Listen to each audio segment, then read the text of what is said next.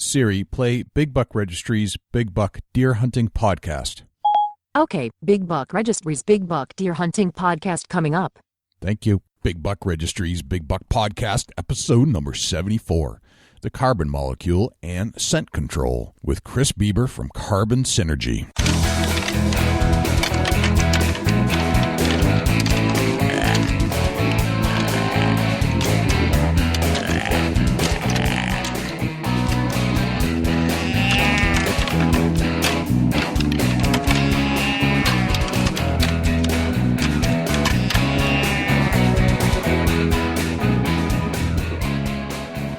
Big Buck Registry is a virtual museum of hunting stories. We preserve a piece of Americana by interviewing and recording hunters about their hunts and experiences from across the country. And who knows, maybe we'll learn a thing or two along the way that'll help us take our hunt to the next level. Hi, I'm Lee Lukoski. And I'm Tiffany Lukoski, and you're listening to our favorite hunting podcast on iTunes. The Big Buck Registry, Big Buck Podcast. This is Milo Hansen, and you're listening to the Big Buck Registry, the Big Buck Podcast. I'm Trent Cole. And I'm Richie Elam from Blitz TV. And you're listening to Big Buck Registry, Big Buck Podcast. Welcome to the show, everybody. This is Jay Scott, your host of the Big Buck Registry's Big Buck Podcast. And I'm also here with the big dog from Ohio, Dusty Phillips. Dusty, what's happening in Ohio right now? Man, I tell you what, I got tree stand sores going on. I don't know what to do about them. And you had those last week. Yeah, they're getting worse weekly. Need a better donut? I'm about to find something, man. I'm telling you what, I'm registering a lot of hours in the seat, so we'll have to hopefully I can get a big boy on the ground here soon. I hope so. I'm pulling for you, brother. I really am. Yeah, it's been a struggle, but I'm hitting it every day no matter what. Nice. I've been having a hard time in the last week and a half even seeing a deer. Yeah, I'm seeing them, just nothing with any headgear. Yeah, everything. This was the first day that I've seen deer moving just inside of daylight hours in quite some time. Really? So I feel like that rut that you've kind of already experienced is now hitting New Hampshire. Right. You know, the rut's been real funky. It's kind of been so different. It's been a weird rut. Yeah, I thought for sure that moon being early, but you know, come to think about it now, that I'm thinking that the moon ain't got nothing to do with it. Right. But I've been looking at, I've been anticipating this changeover, but I'm like, where is it? Where is it? Where is it? I'm looking for it. And it's just a sense. It's not an exact thing, but you just get this feeling that the deer aren't really doing what they're supposed to be doing yet during the rut. And it's almost like this little lull. And then today was the very first time that I feel like it's just kind of arrived. I've logged some hours here, but it wasn't happening, you know, that excitement that you're waiting for all that buck and doe movement where they just act stupid. Hadn't seen that yet until now, until today. Today is the first day I've really seen any evidence of that. Really? Yeah. See, I haven't seen hardly, 2 Saturdays ago, I seen some evidence of mature buck acting stupid. I seen a real nice one. And I haven't seen nothing to speak about since then. No, you think you get a doe run through your area that she's trying to get away from some bucks. She's trying to hide from being in heat, and I haven't seen that. Everything that I've seen has been walking. We can bait here in Ohio over a corn pile. We can hunt over a corn pile. Everything I got walks in. They eat on the corn and they hang out. They walk out. They're not excited. They're not real. They're almost like lethargic acting. So I don't know. It's been really weird. Man, if they're chasing, it's got to be in the morning and then shutting down midday, because I'm there from about 4:00 on until dark and nothing. Very crazy. It's just been kind of nuts. But I do feel things like it's time to be out in the woods. Like there's no stopping at this point. Yeah. From here on, you just go. Yeah. We're in until February. The odds are getting better. The temperatures are getting cooler. The leaves are all gone. Right. They're starting to plow these fields where the corn and soybeans were. And there's a new thing called turbo tilling around here, is where they go in and they actually knock down the corn stalks. Well, that creates deterioration really fast. It holds moisture, freeze and thaw. It's better for the tires. So therefore, it's making it rougher to hunt around crops. Yeah. But then again, it forces a deer into the woods to find food. So therefore, if you're in the woods, you got a corn pile out, they're naturally coming to it now. So as the temperatures get colder, your odds up if you're able to hunt over some kind of food source, even if it's a large deposit of acorns on the ground. Your odds are getting better that they got to go to a food source as the weather gets colder. They got to survive, no different than me, you, anything else that eats. And that's very true. And I've actually got some evidence of that where I planted that food plot. And I haven't hunted around this one area. And I'm starting to see more deer show up in the food plot, eating the food plot. And it never reached full potential because I got a late start, but got about halfway there, 3/4 of the way. But now they're really zoning in on that, and I can see where they're nipping the tops off a lot of these things. So there's a nutritional value there in those food plots. Yeah, absolutely. Food plots are huge. Late season, colder weather, food plots dynamite. It's no question. Yep. And it was my first year really trying it, and I'm amazed at how much the deer are actually using it. And starting to use it during daylight hours. Like, wow, that's pretty cool. And it's right in the middle of the heart of the season. Right. And that's Horny Buck Seed Company, correct? That's correct. That's exactly right. Our good friend Doug Strava. So, speaking of Doug, he turned us on to a company called Carbon Synergy. And I thought it was a good topic kind of to carry over from our show last week where we talked about ozone. This week, we're going to talk about carbon with our good friend and guest, Chris Beaber from Carbon Synergy. And carbon, as you know, is a naturally found element like gold and silver, and it has properties kind of like ozone where it'll actually capture scent molecules and bind them up so they don't smell anymore. And it's really cheap to get. Yeah, absolutely. It's the fortunate thing is we got it mailed out to us, and it works. It does, and I've trialed and aired the guts out of this stuff, and it works. Me too, and it does. It eliminates smell, and it's fantastic. So we've got a bunch of different products we're going to go through, but we're going to break down like the actual how carbon elimination works on a molecular structure, because Chris is one smart guy. Yeah, absolutely. He's a chemical engineer by trade, so he knows this stuff inside and out. And we're going to learn some things that I bet you didn't know about carbon suits, and all those things they say about activation and heat and that kind of stuff. I bet we might change some of the myths and messages that we've been hearing. Absolutely. Let's get him on. All right, Chris Beaber, welcome to the Big Buck Registry's Big Buck Podcast. How are you, sir? Doing well. Awesome. Thanks for having me. Wow, we're psyched to have you, man. So have you ever been on a podcast before, Chris? I've done some like semi-live radio stuff before, but I don't think I've ever truly done anything considered a podcast, but it was probably pretty similar. Gotcha. All right. Well, we're going to pretend like this is your first podcast ever because we like doing that. We had Milo Hansen, the world record holder for Boone and Crockett. He was first introduced to podcasting through us, so we're going to put you in the Milo Hansen category if that's cool. Yeah, that's fine. All right. So, Chris, you work, or you're a chemical engineer by trade. Chemist, yep. Chemist, okay. So you have a science background. You understand things at the molecular level. Correct. And that being said, there's a lot of scent control properties in certain elements that we can use as hunters in the woods to help control our scent as humans or just foreign odors or whatever. And you have developed some products that incorporate the chemical or the compound known as carbon. And you have a company called Carbon Synergy, correct? Correct. All right. Yep. So why carbon? Well, I mean, if we really try to look back at everything we use on a day-to-day basis, and sometimes it catches kind of a bad rap in the hunting industry. You'll get, guys that don't believe in it, or, hey, I don't buy anything with that in it because I haven't had success with it. And that might be the same guy going to his refrigerator and grabbing his Brita water pitcher because his city water tastes horrible. Back when I was younger, everything was smoking in the bars. All the bars would have a great big unit up at the top of the ceiling.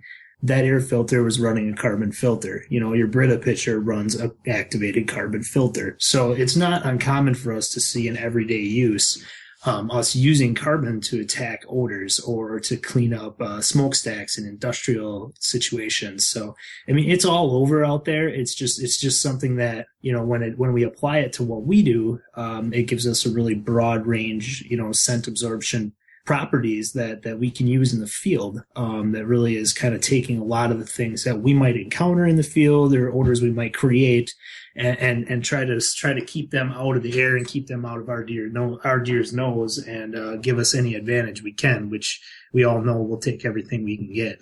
Right. So carbon is found naturally on Earth. Is that true? Yep. Anything organic is going to have carbon in it. That's Okay. the sense of an organic molecule. When we look at activated carbon, in the sense of what we're going to talk about today, we're more or less describing basically like a thermally heated carbon source. A lot of your carbons are developed from any type of cellulose product. So we use a blend of some different coconut carbons. We do use a little bit that's created from coal. There's everything from all different woods and coconut's a really common one, because it's pretty common in the carbon industry. But I mean, you can basically take any cellulose source. It's basically heated, usually in an inert atmosphere, to create basically a charred, carbon molecule that has just these incredible amount of porous surfaces on it that can absorb all kinds of different molecules. And that's really the beauty of it, is that we're not just looking at just taking human odor or, just taking, let's say, your car exhaust or the bacon you ate this morning. I mean, that's the beauty of it, is that it really does incorporate a great deal of different things. But yeah, what we're looking at in a sense of carbon, what we're talking about is like an activated carbon. Sometimes you'll hear people call it activated charcoal. It is a charcoal type, similar type product to what we're considering on a grill. This is way far more advanced in terms of how it's created, but it is a charred, carbon source. Okay. So I'm going to ask a question here real quick, Jay. Carbon actually takes these scent molecules and attracts them, correct? Yeah. So basically, if you could think of the molecule almost like a giant sponge. Okay. So figure all these different pore sizes, all these different areas where all different kinds of molecules can bind, and some are tiny spots and some are large, and that's where you can grab a big odor molecule like a vanillin, and then turn around and get a smaller odor molecule, like a propionic acid, which is a real common odor in human body odor. If you look at them, they have very, very different spectrums, but are both easily absorbed by activated carbon. And that's kind of the beauty of it, is you have all those different sizes that it can take in. But yeah, it basically creates a bunch of binding sites where these molecules can basically get bound up within the carbon. Gotcha. Perfect. So what is a scent molecule? I mean, you talked about propionic acid, and so you can take any scent and carbon will basically suck it in. Is that kind of what we're thinking? Yeah. I mean, it's gonna, it does have its limitations, and that's, there's a lot of different designs that's done into, very specific type of odors. A lot of real small inorganic compounds. Companies will actually use an industrial, like a chemically treated carbon to actually create a reaction, and try to absorb some of the tougher stuff there. But yeah, for the most part, you're looking at, just about anything as far in size. I mean, like I said, there's different size molecules and different structures to a lot of our different odors that, a lot of it really has little in common. So that's really what we're going after with what we do. Gotcha. Is to try to keep it as non-selective as possible. So do you do tests to figure out whether the stuff is working or not?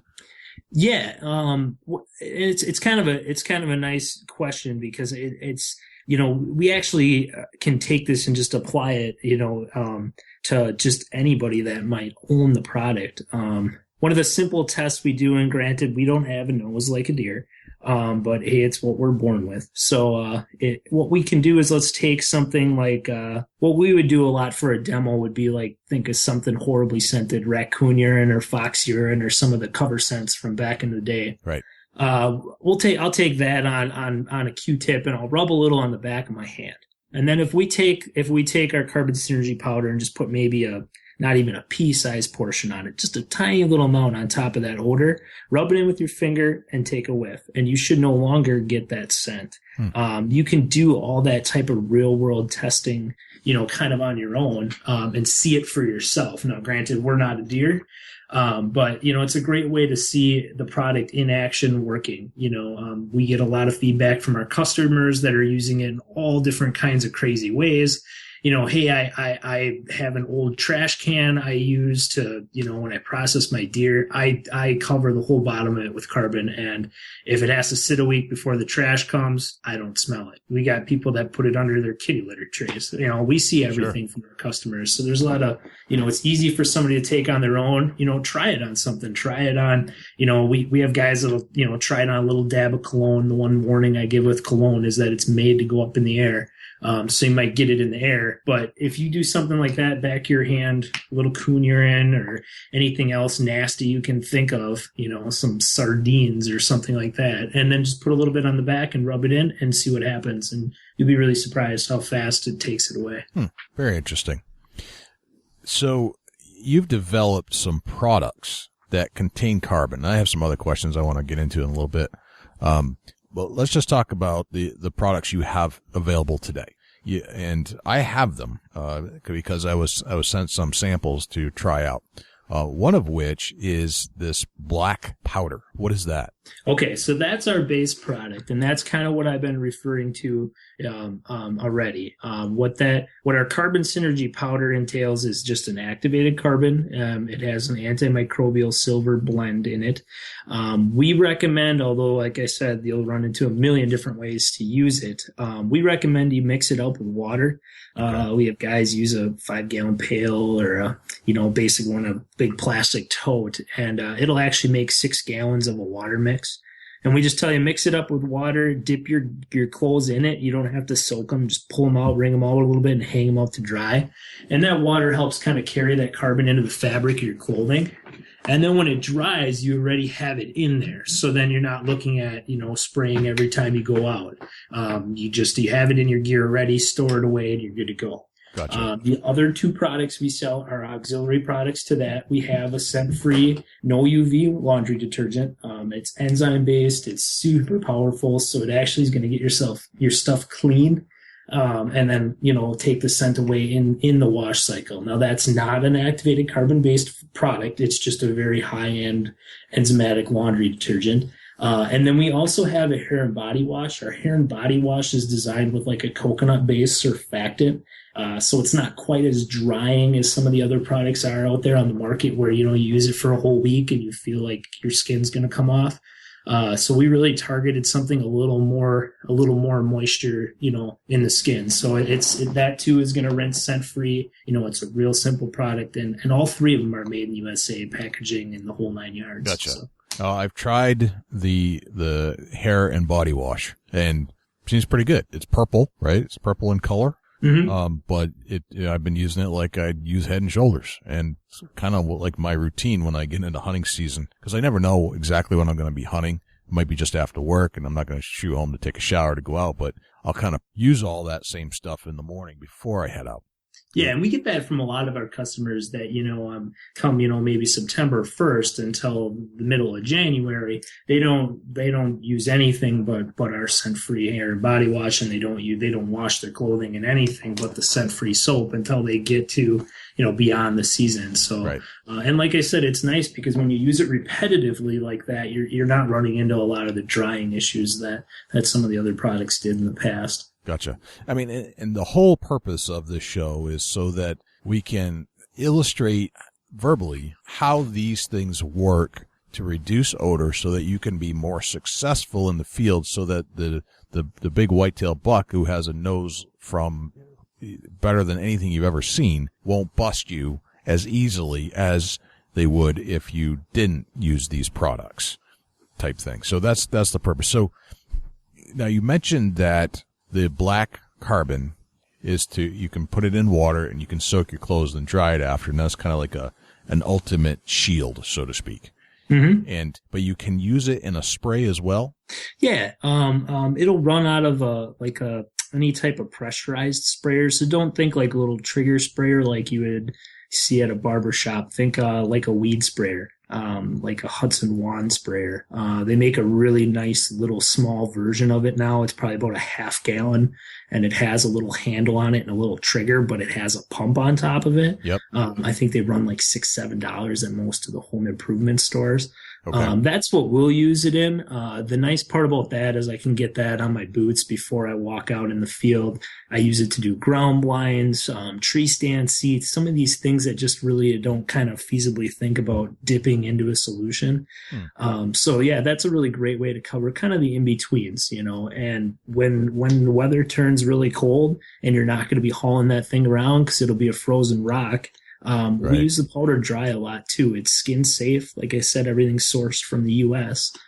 So it's skin safe, and, you know, I'll throw a little bit on the ground, stomp my boots in it, make sure I have it on my hands so I'm not leaving scent on branches or climbing up your tree pegs or, you know, anything else you might come in contact with the field, you know. We try to get up high in a tree a lot of times and get our scent up over the top of the deer, but sometimes we forget that we leave scent on the ground in the process of just getting up the tree.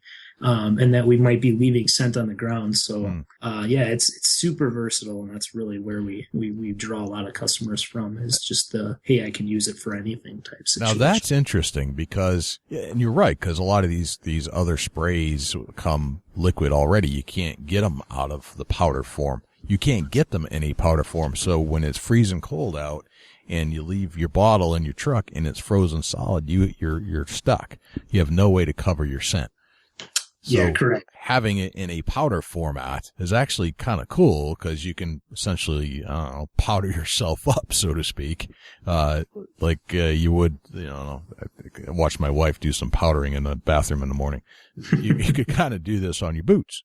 You bet. Yeah. And I mean, your hands, I always make sure it's all over my hands before I go in the field. I always carry it in my pack, you know. I mean, you get those early season days even where you're walking out, and I always like to think that the inside of my hat brim is like a sweat stench magnet. So it's kind of nice if I'm crawling up in a tree and it's a little warmer in the early season, that if I am sweating, I could go quick and dust some of that powder on the inside of my hat brim, or, you know, I could get it on the sides of my neck or wherever I might think I'm generating a little bit more odor.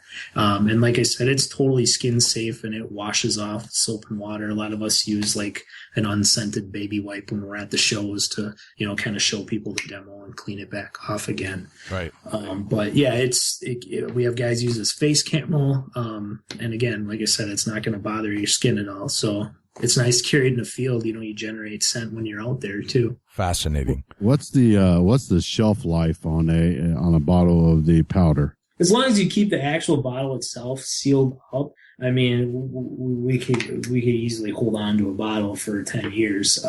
There is a certain air permeability to a lot of the products out there on the market. A lot of plastics have some certain level of air permeability, but I mean, it's such a concentrated form that, you know, we have guys a lot of times ask, hey, should I use distilled water? And I said, well, you know, you can. It obviously, when you put the carbon into water, it is going to suck some of the impurities out of your water. But we're looking at something so concentrated that it's insignificant in the general scope of what we're doing. So yeah, any air that might permeate the bottle, it's not going to be enough to you know, take away any of the shelf life from the product. So.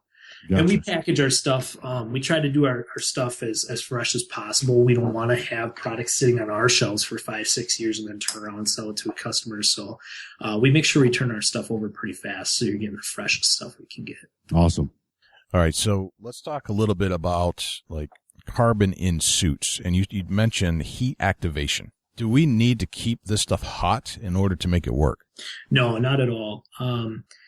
When carbon is what they call reactivated, usually anybody that would do this, we think of like a big company that has a humongous smokestack. They're using activated carbon to filter out impurities from their smokestack, kind of keep up with the EPA regulations and things like that. So they're going to take all that spent carbon, because it can only absorb so much, and they're going to send it back to the company they bought it from. The company's going to reactivate it. When you reactivate carbon without treating it with any type of chemical, I mean, we're looking at temperatures around 1,200 degrees Fahrenheit. needless to say, our dryers aren't doing that. So yeah, anything we give you, it's ready to go. It's going to absorb as much as it can, but we treat it as a disposable product. When it's done, you can throw your stuff in the wash machine, wash it out, retreat it, and start over. So it's kind of up to you how fresh it is, and it's cheap enough that just use it till it's done what it can do and start over. Gotcha. So you can basically impregnate any clothing with this stuff. And it doesn't need to be reheat activated. It's already active. Yep. Do you know, how does this, like if you buy a carbon suit, for example, how do they build the carbon into the suit or the material? Is it in there? I don't. Yeah. If you were to open up a lot of them and look at the inside of them, you'll usually see like a grayish liner type fabric on the inside of most of the garments. That's actually the carbon layer. And that's permeated into the fabric at the time of manufacture. Gotcha. And that's really the carbon portion of it right there. I've always heard, and I think I even read it in one of the product manuals, that you're supposed to heat it in the dryer to keep it going. Is that true? That's what they say on the instructions. Again, you're not going to truly reactivate carbon at that temperature. I'm not sure if they're thinking maybe it's just a little heat to kind of shuffle things around, or again, you're not going to reactivate it at that temperature. So I think that was initially the scope of it, but I'm not sure really what they're getting at there. But you're not going to reactivate at that temp. See, now, see, Dusty, this is what I like about the Big Buck Podcast. We get to the truth, and we have a chemist telling us right here, right now, that you can't really reactivate carbon unless you hit higher temperatures. What was it, 1,200 degrees or something like that? Yeah, that's what roughly the area would be in before you would chemically treat it first. And a dryer is only going to hit, what, 160 maybe? Yeah, you might get up to 200 degrees Fahrenheit on a dryer. But nowhere close to what it would take to chemically reactivate carbon to basically create a scent barrier again. Right. Gotcha. Yeah, you're not going to reactivate it, not when it's in a garment like that. I mean, you would torch the garment before you ever truly reactivated it.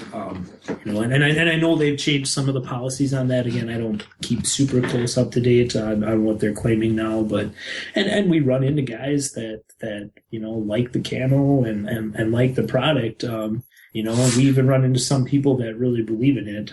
But I always tell people, do you have a carbon wrist strap on your release? Do you carry a carbon backpack? Do you wear carbon socks? There's a lot of go-between stuff. Your tree stand harness, your pole rope, there's so many in-betweens that we do run into guys that are like, hey, you know what? I use it and I really do like it. How can carbon synergy still work for me? And I always like to say, there's so many go-between things that we bring in the field that you could take care of, with this, even if you are believing in what you're getting out of your suit. So it really does, there really isn't a lot of limits to it. And that's the beauty of it. Get your backpack, get your tree stand harness, things a lot of guys don't think of. You shoot all summer with a wrist strap release, if that's the style you shoot. And it reeks and it's horrible because you're shooting at 90 degrees and you bring it out in the field with you and it's hanging right there on your arm the whole time you're out there. So there's a lot of things that we miss, that even if you are a big believer in the suits, that there's other things out there that you're not covering. That's a very good point. Go ahead, Dustin. Absolutely. In a dryer, it says the heat exhaust from a dryer is 165 to 175 Fahrenheit maximum. Yep. So, it's not reactivating that carbon. We're hearing it from a scientist. So. Right.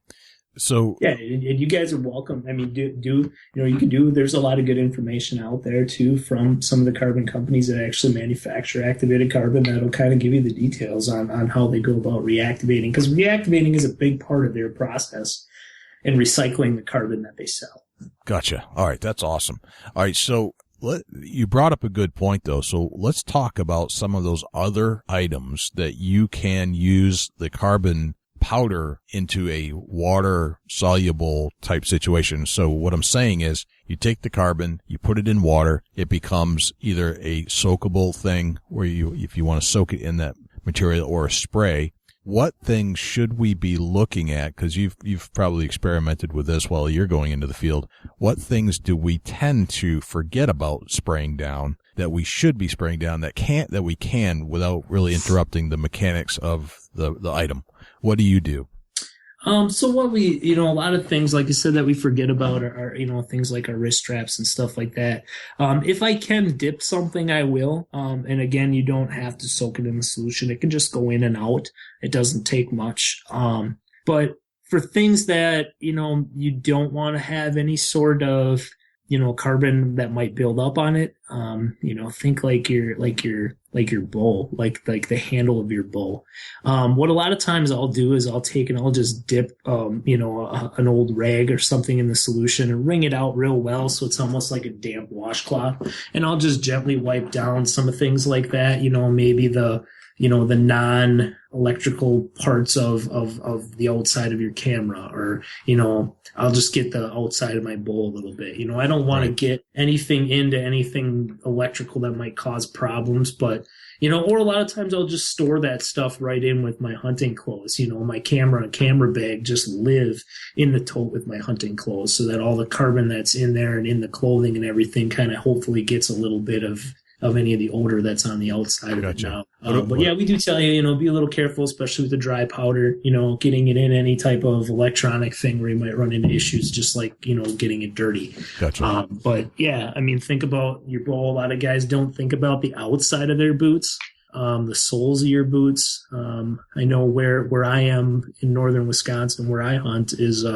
a lot of real heavy swampland. And a lot of times I have to go in on the same trail that the deer do. It's really the only path through the forest. And I'll have deer come right back up the same trail I walked up, just 20 minutes later. And the big thing is, get the bottom of your boots, whether you do it on the spray or whether I just throw a little powder in the grass and just kind of stomp it and make a cloud, Get your boots when you go out. I always tell guys, your boots in your hands. You'd be surprised how many things you touch on the way to the woods. And then even if you don't, the first thing you grab is your tree ladder, your tree pegs, or, the base of the tree before you go up it. And I see you're leaving scent right on the ground, right where those deer are. So no matter whether you're up in a tree or not, you might leave something on the ground for them. Gotcha. All right. So bow handle, gun handles, gun stocks, anything like that. Yeah, you can wipe stuff down. Okay. Again, I try to keep anything out of any mechanical parts, but if I just get a little damp on a rag, you can wipe stuff like that down as well. Okay. Arrows? Yeah, you will have guys that'll do that. Yep, you bet. Same thing. A lot of guys that I run into, and the beauty of it is a lot of our tips and stuff they're coming from our customers. Our customers are saying, "Hey, I use this, or I did it this way." We're popular with a lot of elk hunters out west, where you might be away from a shower for 4 or 5 days. Right. Good point. I hear guys say, "Hey, I bring a little camp shower out and I mix it right in my camp shower, and it goes right on me whenever I try to shower in my camp shower." Gotcha. And are they reporting decent results? You bet. Yep. Yep. Exactly. And that's, they're like, if I'm trekking up and down a mountain all day and then not getting a shower, that can be a bad situation when I'm trying to stock up on an elk. Yeah. So, we got guys that do that. We got guys that'll take, I know a couple of us will take and we'll dry out some like non-scented baby wipes, get them a little wet in the solution, tuck them away in a Ziploc bag. Okay. When you're out in the field and it's warm in the early season, it's kind of a nice, cool thing to wipe down with. Maybe you brought something in the field. You just bought a new bow hanger and you just threw it in your pack and you bring it out there. It smells like rubber on the end and it smells like processed, powder coated paint or whatever on the outside. And you can just quick wipe it down and screw it in the tree, and take care of stuff that you brought afield. We'll have guys that'll take that same rag in a bag type thing and they'll use it on their elk hunts or stuff like that to kind of wipe themselves down. But yeah, the main target of the product is to get, anything fabric that you bring in the field, because it's really easy to treat. But again, it's also skin safe. If you're careful where you go with it, you can wipe down a lot of other things as well. Gotcha. So inside of boots, which I would imagine is essential. Yeah. What I'll actually do when I make up the water mix sometimes is I'll actually, just swish it around in my boots, and then, I have an old boot dryer I put them on, or, if you just want to set them out to air dry, anywhere that you do generate a lot of sweat, like your feet, you could have a little bit of the carbon residue on your feet after you've been hunting in your boots all day long and sweating really hard if you do get a lot of it in there. I'll also dip my socks. That way, when I put my sock in there, my sock has a little bit of a carbon layer to it as well. But yeah, a lot of us will, pour the solution in our boots, rinse it around, and put it out to dry that way. Gotcha. And then armpits. I mean, that's going to be your body wash for the most part, correct? Right. Right. Yep. And a lot, again, you have your layers, and that's what's really nice. You got, maybe an old t-shirt or old camo t-shirt that you dipped, that might go on your body first. Then you have a thermal shirt you're putting over the top of it, that's dipped, and then you get all the way up to your jacket, which is dipped. And I mean, you're talking about multiple levels of carbon protection before you get to your skin, before you get to, any type of body odor coming off. Gotcha. Now, and this is a little far-fetched. You don't have a product for this yet, but could you chew like carbon gum? Could you eat carbon? I mean, we eat carbon daily anyway, right? I mean, carbon's found in any organic item. Right. And in this form, there is like if you talk to anybody that works on a rescue squad or anybody that spends any time in a hospital, there is a paste form of activated carbon they make for somebody that would ingest a toxin that they basically, get you to swallow to try to absorb the toxin in your stomach. Okay. We're with our product, we don't suggest you eat it. We're not buying anything food grade or anything along those lines. There are some other guidelines. We start talking about food. But yeah, it is eaten and ingested in a lot of emergency type situations. Interesting. That's fascinating. Yeah. I think I've seen some products in the past that maybe have used, like a carbon based lozenge, but I haven't seen them in a while, and I know some of the darker lozenges are actually like a chlorophyll type base. Yeah. It's kind of like a neutralize the odors in your stomach type thing. But I haven't seen a lot of the carbon lozenge stuff in a long time. So, but yeah, in theory, it very well could work. So let's say you just put it in water and maybe even boiled it, right? Then cooled it down, kill any bacteria that's in there. Could you then use that as a mouthwash? Yeah, we've had people ask, again, I don't want to suggest it. No, not to suggest it. I'm not. Safe. Yeah, we're not recommending that you go out and do this, but I mean, in theory, you could, I guess. Right. And you can buy, and there are, you can get like a pharmaceutical type grade of carbon. Again, like I said, there are things out there that you can use to ingest, to remove toxins. So it's not going to hurt you in that sense. Right. The other thing to remember is that we do use an antimicrobial silver in with our carbon as well to try to get the jump on some of the bacteria that might be starting to grow up either in your garments or in the solution itself. And ingesting too much silver, is probably going to make you look like Papa Smurf. Right, so. Right. The guy that ate all the silver particles. Right. Yeah. I've seen that guy. All right. So you actually put silver inside of your carbon-based product. Correct. Yep. Fascinating. Okay. So that was a question I have. Let's talk about different chemicals. I mean, carbon has been around for a while. It's been in carbon suits. Before carbon, it was like everything was like baking soda. Or powder. I can't remember which is which, but, so why not the baking powder now? And why go to carbon? So it has a little bit of a similar mechanism. Baking soda and baking powder are sodium carbonate and sodium bicarbonate. I'm not going to guess right now which is which because I'll get it wrong. But it is a similar type. It is a little bit of a similar type process, but the carbonate in there does kind of absorb a little bit of odor.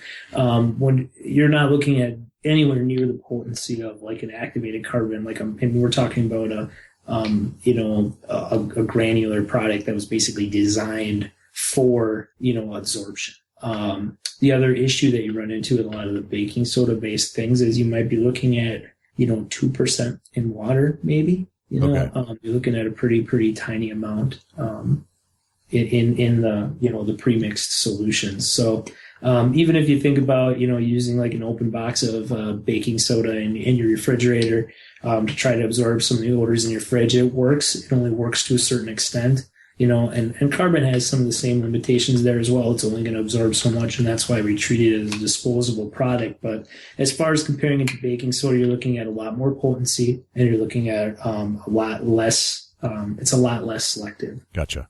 All right, so let's compare carbon to silver. Now you use silver in your stuff, so you're essentially taking the silver and the carbon together in your product. Right. What does silver do? What is it different? So the silver, and you'll start to see some things now, copper, and some similar things like that.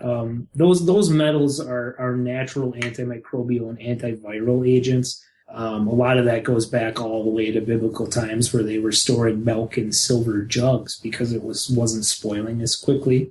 There isn't a lot of real good sound science on why silver is an antimicrobial or antiviral.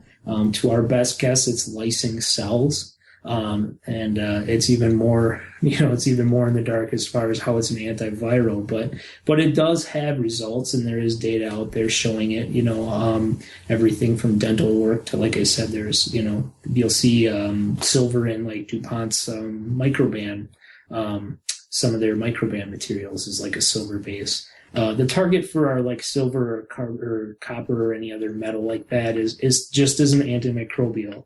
Part of the thing we run into in the field is not all of our odors are generated by our bodies. So, we always think of when we go out there, human odor, things like I talked about, like propionic acid, which is a metabolite of our bacteria on our skin.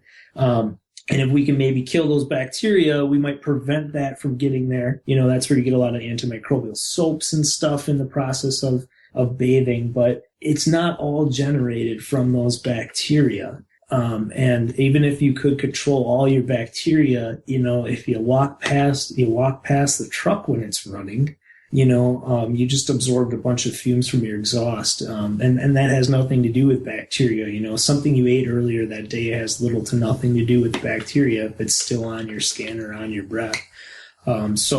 We want to make sure we cover everything. Let's get rid of the microbes, but let's still make sure we're absorbing any other scent that might be there. Gotcha. And silver is not an EPA registered disinfectant either. So it's not like we're saying it's killing absolutely everything. So it's just helping to inhibit things and inhibit some of the stuff that might be growing. You're going to see silver a lot of times now is woven in some of the fabrics on a lot of your athletic apparel, and there too. We're just trying to get a jump on killing bacteria. But, from our sense, we want to make sure we cover all our bases, and we see the bacterial end of things. It's just a portion of what we're trying to do. Gotcha. So does silver have an anti-odor component, or the way we use it, it does not. Okay. And I haven't dug too far into some of the other things out there. It's the silver in there just as an antimicrobial. That would be my guess. But, there could be some data out there suggesting that it is actually, counteracting some odors as well. But for the most part, it's basically an antimicrobial. And that's where you'll see it used most often. Okay. Now, the latest thing I've seen this year, which is kind of some companies' answer to the silver craze that came out last year and the year before that, is gold. Does gold have any properties?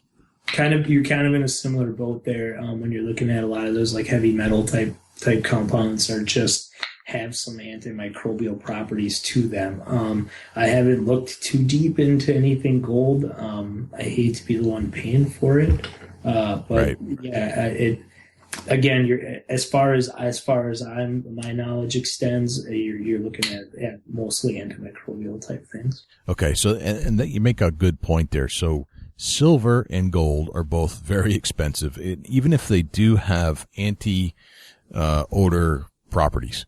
They're still more expensive than carbon. True? Yeah, very much so. At the same time, you are looking at some pretty low concentrations of those elements as well, though. It doesn't take a lot of silver to be an antimicrobial. Okay. So it can be used at low levels in an antimicrobial sense. But, right now, we have yet to run into, and we've played with a lot of different things, and we've yet to run into anything that absorbs odors like carbon does, especially at the cost profile that carbon has. But, you'll see things like zeolite out there, and it just doesn't have the same properties. It's just not it's more selective, or it's not as readily absorbing odors, or we just haven't quite come across anything that's really matched up to it, and that's why we stick with what we have been doing so far. Gotcha. All right, so how well does this carbon, or let's back up a sec. Is carbon the best, most cost-effective odor neutralizer out there, in your opinion? In my opinion, yes. And Okay. that's why you've been seeing it used in so many of your day-to-day things for so long. Okay. How long will an application last? I mean, you say to soak in something, but do you soak it once during the season? You soak it multiple times? Does it matter? Does it depend upon where you've traveled or what you've gotten yourself into, kind of stuff? Yeah. It's that's kind of, we get that question a ton. It's probably one of our most common questions we answer via email or phone. There's so many factors that really go into it, as far as, the weather, or, I hunted a week last year right at the start of North Dakota's bow season, which opens like the back end of August. And the average temperature for the week was somewhere in the 92 range. And the deer don't seem to care. They move when it's hot out there. But, you're sitting out there baking in the sun, and we were just soaked every time we went out. In a situation like that, I was retreating my clothes every other day. To save myself time, I would actually just dust a little bit of the powder in like a garbage bag, drop my stuff in there, and just shake it up, and just use it dry, because I was, trying to buy myself some time. We also lived a lot on, having that little weed sprayer handy as well. But like a situation like that, you might be dipping your outer layers frequently, and you have less layers too. So I have less carbon layers in between my sweating skin and the elements. But for the most part, I try to tell guys, if you're hunting cooler fall weather, I guess our best guess would be most guys go about 15 days of hunting time before we'll start to see a deer maybe pick her nose up a little bit, to think, okay, well, we might be towing that line. I think the beauty of the product is that it is kind of up to you. I know a lot of guys want a specific date, and like I said, it really does kind of matter on everything from body chemistry to weather to how you store your gear. But it's kind of, you shoot all summer to gain confidence when you're going to go bow hunting all fall. A lot of us, we shoot all summer. We want to be able to hit a nickel at 60 yards. And a lot of that stems down to not just the muscle memory of the shot, but the confidence it instills in us mentally. So I like to tell people, whatever makes you confident in the field. If you're a guy that says, I want my carbon to be fresh, I'm going to treat my clothes every week. That's great. We run into a lot of guys like that. We have some guys that are like, I just want to do more than I'm doing now. They might dip once at the beginning of the season. They might come back to just before the rut and do it again, and they're good for the year.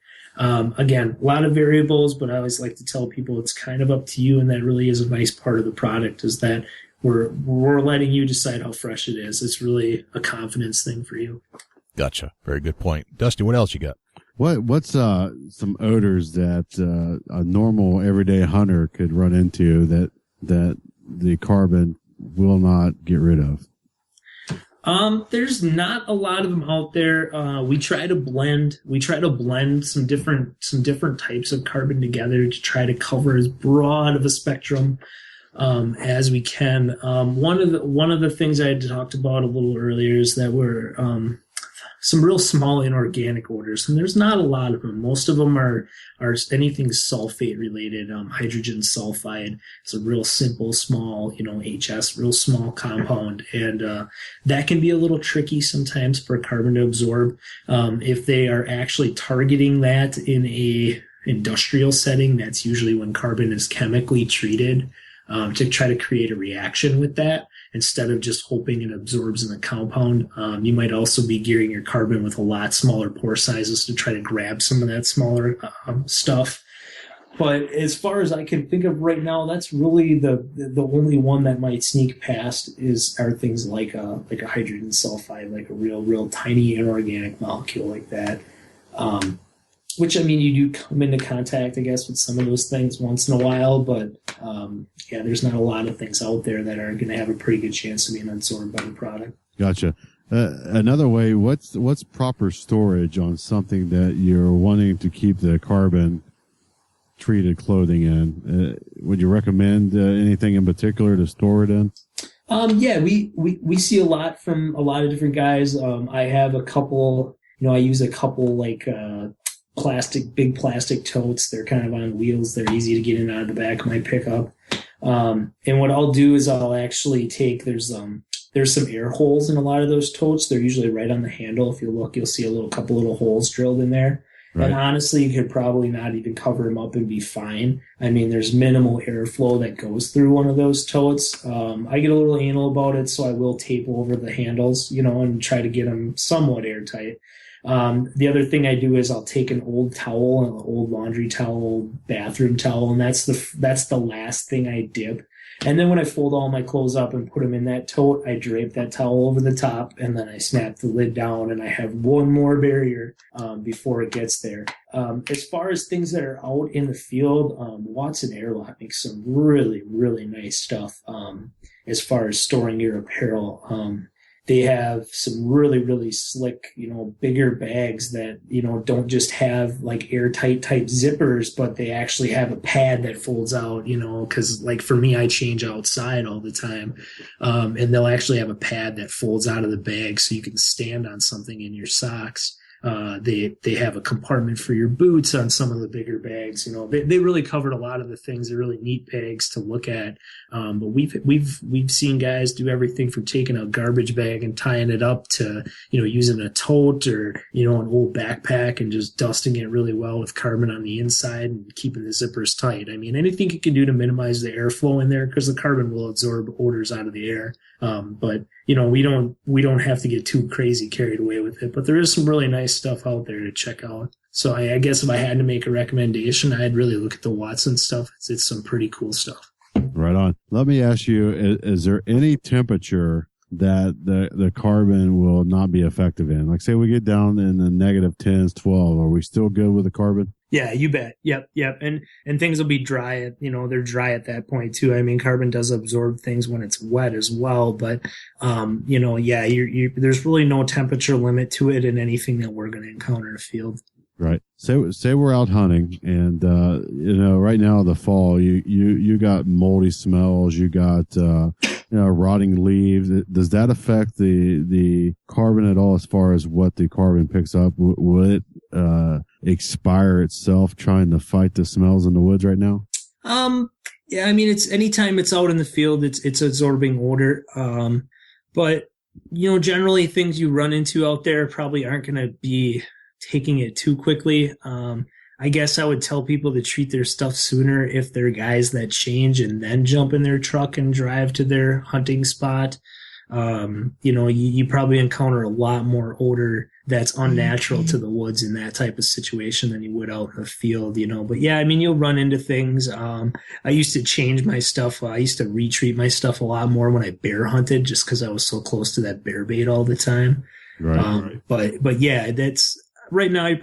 There's probably not too much that's going to really affect what you're doing out there. And even less so in the winter where the odors are even more suppressed in the winter. I think our biggest enemy is just temperature as far as what you're generating off your body, and like I said, if you're hunting some really hot stuff, you might think about coming back and doing your garments more often. I like to do just a stack of old t-shirts I have, and then I can just grab a new t-shirt instead of going back and redipping. But I always like to tell guys too, if you mix the stuff up and you don't use it all, just throw a lid on it and it'll keep. You can come back later in the year and treat your stuff again. You don't have to dump that all out or, just throw a lid on it. We'll got guys that'll throw it like in a 5-gallon bucket or even just snap that lid back on a tote that you used and come back and use it again later in the year. You'll have to mix it up a little bit, but it'll keep well as long as you keep it sealed up and keep it in the cool just to kind of keep anything from growing in it. So. Gotcha. So it's definitely something you can mix a batch and come back to in the future and still be good. You bet. Yep. Awesome. How long do you dip your garments in the solution? I just get them wet and pull them back out Okay. again. They don't need to soak. We run into guys that'll soak their stuff. If you do soak it a lot, you will get, that carbon does build up on the outside of the garment a little bit, and it will have like a little film to it.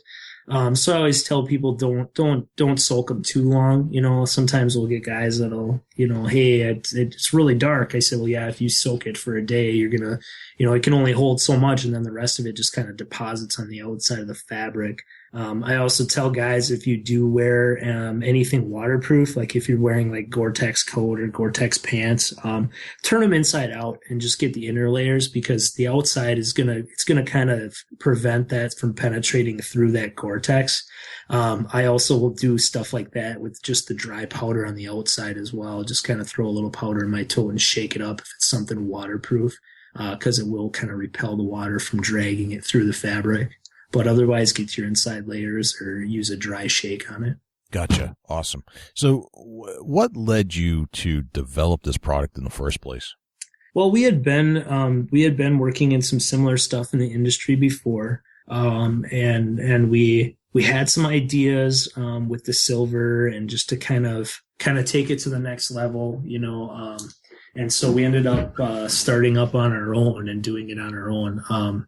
But yeah, I mean, the basis for it really just came from all the success we had. And using we were with a similar product previous to this, and they didn't kind of want to continue going anywhere. So we broke off and did our own thing and let them kind of die off. And, we've had so much success. We get so much success from our customers, we get emails every day about guys that are like, I just killed a deer 20 yards downwind of me and I can't believe it just happened, so we really get a lot of good feedback. We have a lot of cool experiences ourselves, really, really up close encounters with deer or bears or any of the other things we hunt here. But, like I said, it's mostly based on success. We're running into great results. Did you end up, and I can just, picture you being in a lab. Were you in the lab trying to develop the consistency of the product, how to get it to be water soluble, all that kind of stuff? Did you spend time in the lab trying to figure this out? Not too much. Okay. And I mean, to kind of clarify it, I mean, it is kind of just going to be a mixture with the water. We're going to just keep it, you're just going to kind of keep it mixed as you do it. It will eventually settle out. Because it's not going to be truly soluble in the water. Okay. We worked with a lot of different things as far as we worked with some different components. As we all know, carbon's black. So we have worked a little bit at, hey, do we want to try, zeolite or something, something not dark. But really at the end of the day, we're fueled by the success we've had, and we've kind of stuck with that route. We've done a lot on granular size and, how fine do we want the powder to be? Basically the smaller the granule, the more surface area we can cover in a bottle, so we've looked at a lot of that. We've worked with our suppliers to kind of talk about what type of carbon we should be sourcing, what's going to cover our needs. But yeah, I mean, we've done a little bit of work in it. Just kind of fine-tuning things. But yeah, there's not a whole lot of stuff I spend the lab time doing. So gotcha. It's mostly just kind of ironing things out with our suppliers. So have you seen so you used to not have this at one point in your life, and then you started using it, and instantly you saw some kind of a change in your success rate, or just got closer to deer? Or yeah. What was the determining factor there? I mean, I guess it was a lot of it came down to just, I felt like the deer behavior changed. And I'm far from a spectacular hunter by any stretch of the imagination. But, I really seen a lot of us, are just like, hey, when I have deer come in, they're not walking around with their nose up. They're not, they don't look like they're ready to bolt. at every second. You know, I have deer hanging around me. I have deer bedding downwind of me. You know, I'm running into things that I've never seen before. And, it's nice to not shoot at an alert deer all the time. It's nice to, you know, to be able to experience some of these things. You know, we see everything. I've had coyotes and bobcats downwind of me. We've had great success. You know, my partner shot an awesome bear last year with it, and it did a lot of hunting on the ground. We're starting to hunt out of ground blinds sometimes on deer in, you know, sometimes marginal winds. Like I said, I hunt a swamp unless it's 20-mile-an-hour winds. It's swirling. So, you know, we've been able to really see different deer behavior. And as much as we all still hunt the wind and try to hunt the wind, and you never know when that buck's going to come from the other way. You know, at the end of the day, no matter how much scouting we do, we don't have them on a leash. So it really allowed us to kind of capitalize on some of those times when we thought we were in deep trouble. Gotcha. That's awesome. Dusty, get any final questions for Chris? You know, I don't really, but I'm going to ask, what do you think it up your success rate in the woods by having the carbon synergy in your arsenal of tools? Well, I mean, at the end of the day, you know, harvesting a deer comes down to whether you want to harvest the deer or not. I guess for me, it's been I don't know, maybe 200% from what I started with, 300%. I mean, it's been a night and day change from what I'm coming down, what I run into. We do hunt some really, really, you know, some really heavily pressured area, you know, and I have does that I swear walk around looking up in the air. So it really made a big difference in just not educating the deer to my presence. And instead of coming, you know, into mid-October where I had already hunted a month or so and the deer are like all skittish and popping out and looking at my stand, you know, they were strolling around like nothing happened. So it really gave me the opportunity to really pick and choose, you know, and take my time, and it's been a game changer for me. And that was really what really got us excited about it is, you know, we both just had great success, and we ran into customers that had great success. And, we got a guy, a customer of ours in Maryland right now that was tagged out 8 days into the season. He shot his 2 bucks and they're both just stud deer. And he's like, in 8 days, I'm done. And he's like, I shot both of these deer downwind of me. And he's like, I'm floored, you know? And, so I definitely think it's been a big jump for a lot of guys that have used it, you know, and really just seeing changes from what they were doing before. Right. Absolutely. You know, Jay, I think this product will take your hunt to the next level. I think you're right, Dusty. I think this is exactly the kind of thing, I mean, with the carbon being the basis, but then adding a little silver. Well, you really got it covered. Plus, you have the ability to basically create your own product as you need it, as you want it. You're not stuck having to buy the bottle. You can, you know, a bottle of liquid. You can create it as you desire, which is a cool flexibility. Or buy a $400 to $800 set of carbon tire that you can't reactivate in a dryer. That's right. There you go. So. Chris, how do people find Carbon Synergy? Where can we go to look you up and check out some of your products? So we do have our website. We're at carbonsynergy.net. And on our website, you'll both find options to buy it through our website. You'll see connections to some of our dealers. And we're constantly picking up new dealers. So as soon as we get that updated, you can also find us on our Facebook site. We're usually pretty good about, you know, announcing any new dealers that come through. So if somebody runs up in your area and you find a new dealer in your area. But yeah, you can get everything right on the website. The products are really inexpensive. A bottle of our carbon powder isn't even $9. Wow. And you're looking at 6 gallons of a water mix. So, I mean, we got guys I personally can treat all my stuff, you know, with the dip end of things. I do use it dry quite a bit. But with the dip end of things, I could treat all my stuff 3 times a year at least with just that, you know, just a bottle or two. So, I mean, it's really less than $18 versus a $400 carbon suit. I mean, it's a no-brainer. Right. Absolutely. And like I said, you really want to think about it from a confidence standpoint too. Walking out there that it's fresh. That you've done everything you can, and I can't tell you everything's going to be 100% guaranteed, because the only thing 100% guaranteed about hunting is that we love it. Right. There's really no guarantees out there, but doing your due diligence with the stuff and really taking, it really helps seal up some of those holes we might have had in our hunting process. And, it's really inexpensive. All 3 products are 100% made in the USA. We even make sure we source our bottles and our caps and our labels and everything from the US. So we really are committed to keeping it that way. There's no doubt I could get it cheaper from China, but that's just not how we work. Gotcha.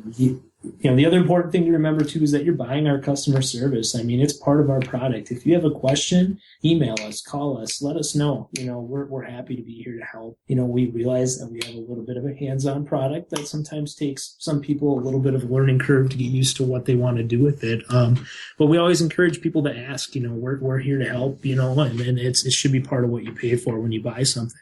That's fantastic. I mean, those are the exact words that we love to hear on the Big Buck Registry's Big Buck podcast, because we know that when you say those things, that you mean it, and that every product we've ever talked about on this show that we know is useful in hunting, if we don't hear those words, they're not going to make it on the air. That's just the way it works. So thank you, Chris, for saying that. That's exactly the kind of people we want to have join us here on the radio show. Yeah, it's important that you have some support behind the product. And we always tell people keep an eye on our Facebook page. We love to do little deals every now and then. We're running a thing now where if you buy 5 bottles of the powder, we'll throw you in a free one. If you guys want to set something up at the end of this for the podcast, I mean, you want to do like a 5% off coupon for anybody that uses Big Buck Registry, we'll do it for you. We're happy to, kind of help our customers get a chance to use the product. And that's really, when it speaks for itself. And once we get it in your hands, we usually don't have a lot more to sell. So that's awesome. So you're willing to do that for us? You'll actually create a coupon code, bet. Big Buck Registry, and we can do something like, let's do BBR for Big Buck Registry. So it's easy to communicate and easy for people to know what to put in there. And, we'll set up a coupon code for it and give anybody 5% off that wants to, pick up something on the website. So that's awesome. Spot for you to put in your coupon code and you'll get a 5% discount just for listening to the podcast. Now we got a lot of followers between Big Buck Registry and Chubby Tines Outdoors. So absolutely. I just want to make sure you're okay with that, because we got a lot of people that will probably engage in that. It is totally fine with us. All right. Very nice. Well, thank you for that. And our listeners, thank you for that as well. Chris, this has been awesome. Thank you so much for taking an hour out of your evening with your family to spend with us and just give us an insight as to how this whole thing works, and right down to the molecule itself. I think that was super important to understand how all that kind of flies, and then make it practical. How do you actually use it on a pair of, $5 camo clothing you bought at the discount store? You can make that work. So you don't need a ton of money to make this stuff happen. Exactly. I've shot deer in blue jeans. Yeah. It's awesome that, that there's hunters out there, and, there's been times that I couldn't afford the higher dollar carbon suits, and I still today don't buy them. But this is a way that somebody can afford to go out and use the carbon with the carbon synergy product and be scent free and enjoy themselves and have an $800 suit on. Yeah. So it's affordable to begin with, but now you got the BBR coupon code. So that's going to make it even cheaper. And absolutely. Basically you don't need much money to make yourself your own carbon suit, essentially. Absolutely. That's awesome. That's awesome. That's the real deal right there. Don't forget about the kids, you bring a youth out in the field. I mean, what are you putting him in? Right. We have great success with our youth hunters as well. That's awesome. And let's face it, kids get a little dirty and they forget to wash their hands. So it's probably useful to make sure they're sprayed down with some carbon synergy. Yeah, exactly. Yeah, awesome. Chris, this has been awesome. Thanks again. This has been fantastic.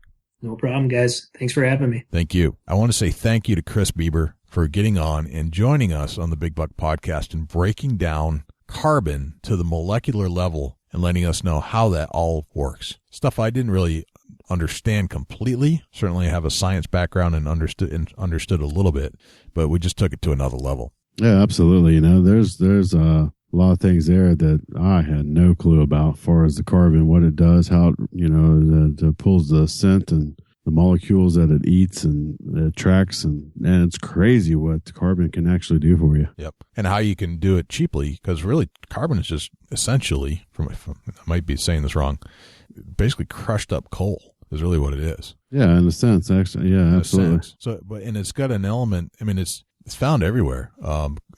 Carbon's in us. And but if you can get into that form where you can use it and spray it, now it has this barrier type quality. You can create your own carbon suits for pennies on the dollar. Yeah, it's craziness. So you can go buy your $300 carbon suit, or you can just go make one for the price of a bottle of Carbon Synergy. Absolutely. Basically. So no brainer. Yeah. And I think, didn't Griff say he uses this stuff too? Yeah, I think so. Somebody's told us that they were using it, and it's either Griff or somebody. I can't quite recall, Jay. Somebody in our circle. I want to say it was Griff. And he said he's used it religiously, and he said, yeah, he's had good success. And I've been using it recently, giving it a shot, trying it out, doing some trial and error stuff. And everything works perfectly. There's all kinds of, like, there are soaps. I washed all my stuff in the soaps, and it is helping me get close to deer again. And I didn't use the stuff I used last year. So there's something to this whole madness, so to speak. Absolutely. Yep. Well, thanks again to Chris, and reach out to Chris over at Carbon Synergy. I think it's carbonsynergy.net. So you can go find Carbon Synergy at carbonsynergy.net. Dusty, I'd like to know if you've got a tip of the week for us. I do have a tip of the week for you. All right. What do you got, man?